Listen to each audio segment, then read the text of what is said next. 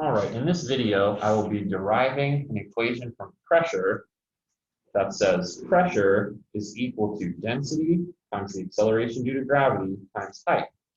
And I'm going to derive this equation from the general definition of pressure, which is equal to force per area. We also want to remember that density here, we use the Greek letter rho for density, it looks like kind of a lowercase d, is the mass per volume. So from these definitions, we want to get to this idea. Sometimes it's easier to use this equation for pressure rather than sort of the general form of it. Let's consider a fluid in a box, okay? And it could be water, it could be a gas, it could be a better drawn box than that one, doesn't matter.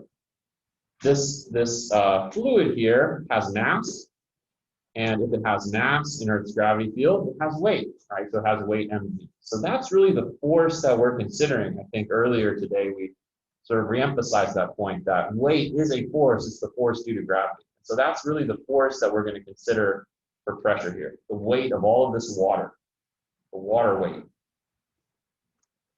So we can say that pressure is equal to force, but the force here is going to be mass times gravity, right? So the force is the weight. So we still have per area A. Now I want to not have mass in my final equation. Let's begin with the end in mind. I'm trying to get this equation. Like this is a valid equation. I'm proving where it comes from. I'm deriving it. So there is no mass in this, but I could express mass in terms of density. When you're dealing with the ocean, okay, I want to know what's the pressure at the bottom of the ocean. There's a lot of particles in the ocean, and it may be impossible to measure the mass directly. Like, what's the mass of the ocean? It's hard to say, but it may be easier to calculate the volume of the ocean. I could sort of approximate the ocean as sort of occupying, like this is the average depth, length times width times height. I could get a rough calculation of the volume. It'd be easier to sort of estimate that for the ocean than like count the water molecules, okay? If I know the density of a sample of water, that's sort of the idea here though, is I can relate like any mass, like the mass of a lake, the mass of an ocean, whatever it is, if I know the known density of that thing, and I can measure its volume. And so we could express mass as what? Density times volume. And I kind of want to think about it that way. What's the volume of this?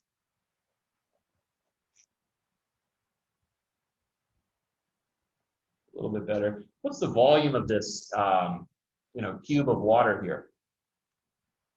My advice to students studying physics is to start thinking about volume as the two-dimensional area times the length, times the thickness, times the height in this example. So if I have a square area on the bottom here, I'm multiplying it by sort of all the squares that I'm stacking up this height h, right, to get its volume. Same thing with like a cylinder. What's the formula for the volume of a cylinder? Well, it's the area here of a circle times the height, right? And so the area of a circle is pi r squared.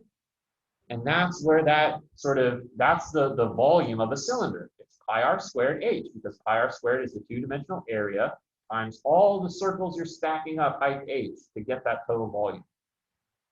So in physics, think about volume as area times the third dimension, thickness. If it's like a coin, right? So the coin has circular area, but it has thickness to it, or it has d, depth, or it has h, height, whatever you're calling that third dimension.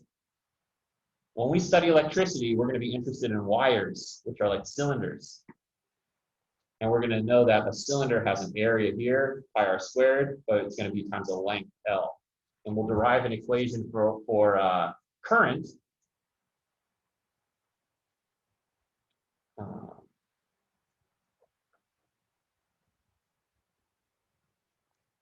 I equals negative, okay?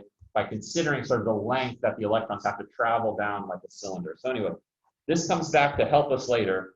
Think about volume as 2D area times the third dimension. In this problem, I'm going to consider the area, the square area of my cube times the third dimension height.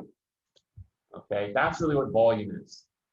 So now what I'm going to do here is I'm going to plug this in for mass. I've got pressure equal to mass, but mass is really density times volume times G divided by area. Volume, remember, is area times height. Area times height. So I'm going to rewrite this as rho. The volume of my cube of water is the area of my square times the height. Still times G out here over area. And remember, that area came from just the original definition of pressure. Pressure is how much force is acting on a given area. PSI. What's the PSI of your car tires? How many pounds of force per square inch of area? So the units of pressure that we're most familiar with in America are probably PSI, pounds per square inch. We don't usually measure newtons per square meter or pascals. Like, oh, I need to add a couple more kilopascals of pressure to my car tire here. And then look. Note how area cancels and pressure equals rho GH.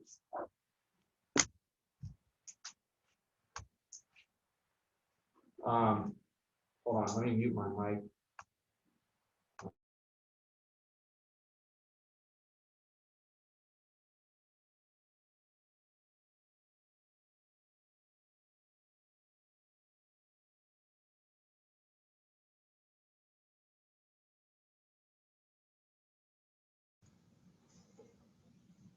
So as we can just see from all of that, we get to this final equation, pressure equals rho GH.